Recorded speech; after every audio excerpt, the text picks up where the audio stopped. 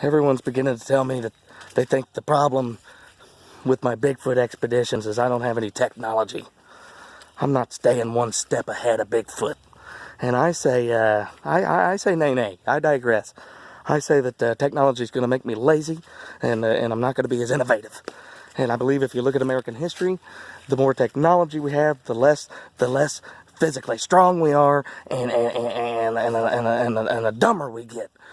If you were to give those people in the Civil War just give them GPS, it would have changed everything. Lincoln wouldn't have had to went to Gettysburg and give that famous address that he gave there, because that little battle right there would have never happened. It would have been over long before that. He wouldn't have had to stand up there and say, 407 years ago, our forefathers brought forth on this continent a new nation, conceived in liberty and dedicated to the proposition that all men are created equal.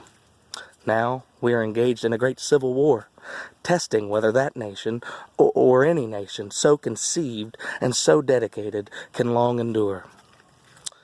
We are met on a great battlefield of this war. We've come to dedicate a portion of this field as a final resting place for those who here gave their lives that that nation might live.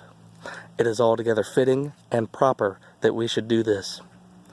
But in a larger sense, we cannot dedicate, we cannot consecrate, we cannot hallow this ground. For the brave men, living and dead, who've struggled here have consecrated it far above our poor power to add or detract.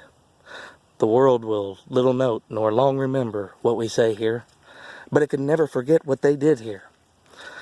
It is for us, the living, rather to be dedicated here to the unfinished work, which though they who struggled here have thus far so nobly advanced.